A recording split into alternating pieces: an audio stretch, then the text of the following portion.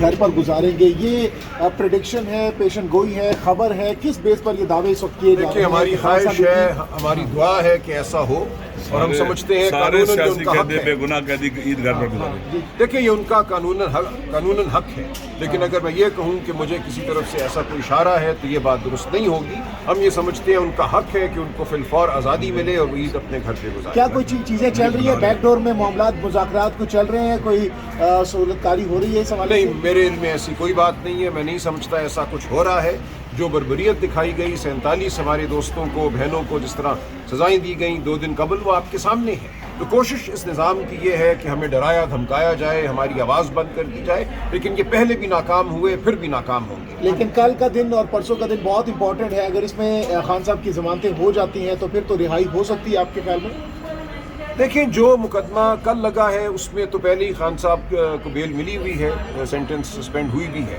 پرسوں والا مقدمہ اہم ہے، القادر والا. اس میں اگر خان صاحب کو ریلیف ملتی ہے، بشرا بی بی کو ریلیف ملتی ہے، تو اس کے بعد ایک مقدمہ اور رہ جائے گا، توشہ خانہ 2 جس کو کہتے ہیں، کیونکہ اس میں بھی اب ان کو ایک ناحق سزا دے دی گئی ہے. یہ 2 مقدمات ہیں جن میں خان صاحب کو بیل ملنا یا سسپینشن آف سینٹنس ہونا ضروری ہے، اور یہ بالکل ہو سکتا ہے اگلے چند دنوں میں، اس ہفتے میں یا اس سے اگلے ہفتے میں. تو بشرا بی بی سہیل افریدی صاحب کی رہائی فورس کو آپ سپورٹ کرتے ہیں، اور عید کے بعد کیا اسٹریٹجی ہوگی کہ آپ رہائی فورس بنا کے اسلام آباد کی طرف نکلیں گے؟ دیکھیں یہ جو ایک ذہن میں تصور ہے نا کہ جب تک اسلام آباد کی جانب ایک جتھا مارچ نہیں کرے گا تو کچھ نہیں ہوگا، اس تصور سے آپ کو آگے بڑھنا ہوگا. میں بار بار یہ کہتا ہوں، انقلاب کسی ایک چوک پہ 50,000 لوگوں کے کھڑے ہونے کا نام نہیں ہے. آپ انسانی تاریخ کو دیکھیں، انقلاب تب آتا ہے جب ہر گلی میں، ہر کوچے میں، ہر گاؤں میں لوگ نکلتے ہیں، کھڑے ہوتے ہیں، اپنی بیزاری کا اظہار کرتے ہیں، خاموشی سے کھڑے ہو جائیں. اگر 4 5 10 کروڑ لوگ اس ملک کے اپنی گلیوں میں آ کے کھڑے ہو جائیں تو کیا یہ نظام قائم رہ سکتا ہے؟ بالکل نہیں قائم رہ سکتا. تو ہماری پکار پوری قوم کو ہے. یہ مت سمجھو کہ ایک ٹرک آئے گا، اس کے ساتھ 50,000 لڑکے ہوں گے اور یہ نظام جو 78 سال سے ہم پر مسلط ہے یہ ختم ہو جائے گا. اس کے لیے آپ کو ایک بہت بڑی، یہ بھی غلط بات ہے، بالکل غلط بات ہے. دیکھیں لیڈ کرنے کا کیا مطلب ہے؟ میں بھی اعلان کرتا ہوں کہ میں ٹرک پہ بیٹھ کے جا رہا ہوں فلاں سمت، وہ 4 منٹ میں آ کے گھیرا کریں گے، رینجرز گرفتار کریں گے، اندر ڈالیں گے.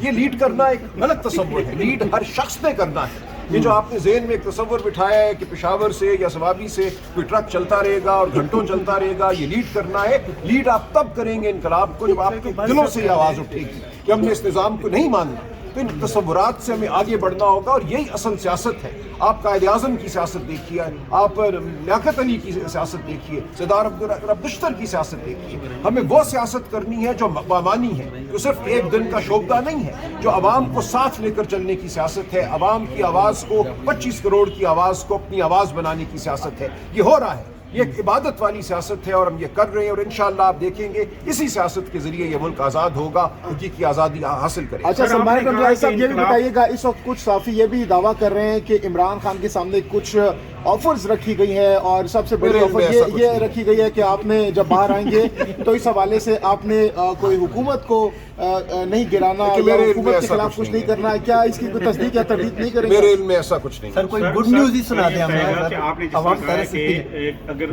کوئی لیٹر نکلتا ہے تو گرفتاری عمل میں آ جاتی ہے اس کی، کنٹینر وغیرہ پہ اگر ہم نکلتے ہیں تو کیا صرف انقلاب میں تو پھر یہ قیمت چکانی نہیں؟ وہ کوئی قیمت نہیں، بڑی معمولی قیمت ہے، 100 دفعہ چکانے کو تیار ہوں. دیکھیں اس وقت تو جو باہر ہے وہ زیادہ معتوب ہے، تو جیل میں جا کے ایک دفعہ بیٹھ کیا وہ ٹھیک ہے، مجھے کوئی مسئلہ نہیں ہے. اگر آپ یہ سمجھتے ہیں کہ ہم میں سے کوئی ایک شخص بھی جیل سے ڈرتا ہے تو بے وقوفی ہے.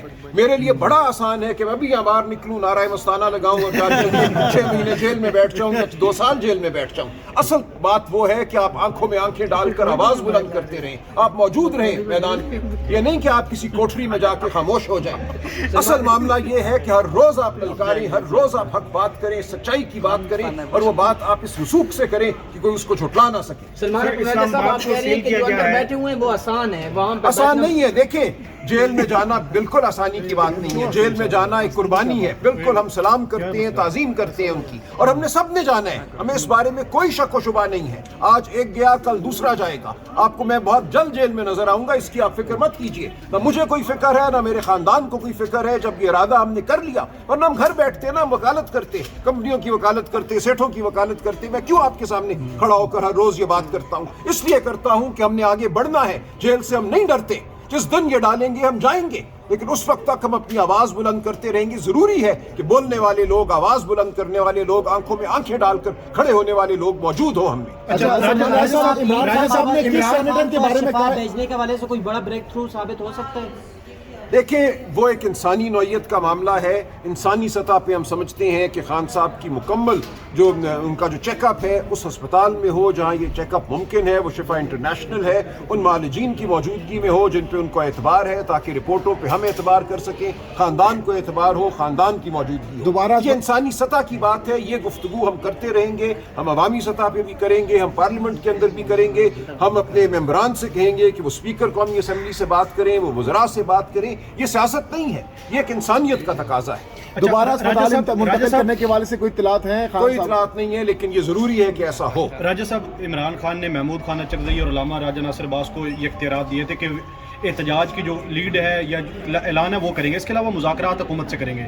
मुज़ाकरात भी आगे की तरफ नहीं बढ़ रहे और एहतजाज पे देखा गया कि पाकिस्तान तहरीक इंसाफ के चंद रहनुमा, चंद वर्कर मुख्तलिफ जगह पे, खुशहालगढ़ में धरना दिया हुआ है, सुप्रीम कोर्ट के बाहर इकट्ठे होते हैं, हाई कोर्ट के बाहर इकट्ठे होते हैं, वहाँ पे कोई इम्पैक्ट कोई देखिए, मैं इसीलिए अर्ज किया कि ये एक अमल है जो जारी रहता है, एक लावा है जो पकता रहता है।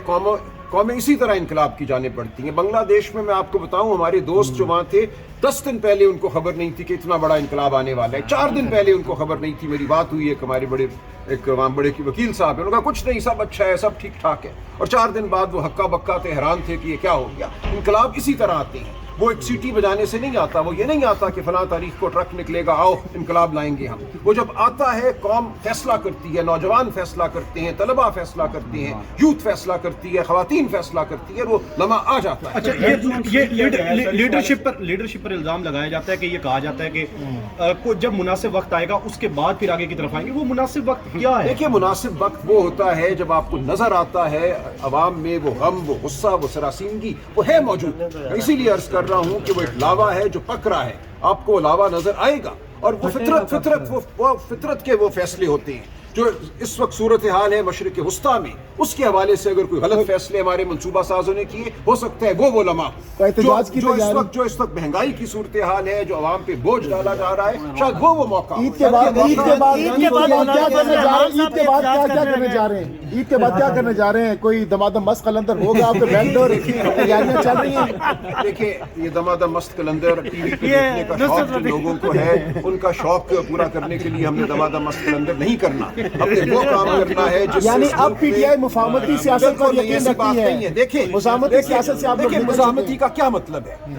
मुज़ाहमती सियासत ये होती है पूरी दुनिया में कि लाखों की तादाद में लोग सड़कों पे निकलते हैं, उनके निकलने के हक को तस्लीम किया जाता है, उन पे गोली नहीं चलती, उनको गिरफ्तार नहीं किया जाता। जब आपके ऊपर गोलियां चले, आपके बच्चों पर, आपके दोस्तों के बच्चों पर गोलियां चले, तो आपको सोचना होता है क्या करेंगे? हम करेंगे, हम निकलेंगे बाहर, जरूर निकलेंगे। गोली अगर ये रियासत चलाएगी तो इसकी जिम्मेदार रियासत होगी। हमारी सियासत पर अमन है और हमारी सियासत का हिस्सा है सड़क पे निकलना। बिल्कुल हम ये नहीं कहते कि सड़क पे नहीं निकलेंगे, हम जरूर निकलेंगे। इमरान खान लेकिन उसका मौका क्या होगा, उसका लम्हा क्या होगा, ये हमारी क्या मौलाना फजल रहमान साहब ने, राजा साहब, मौलाना फजल रहमान साहब ने ये कहा है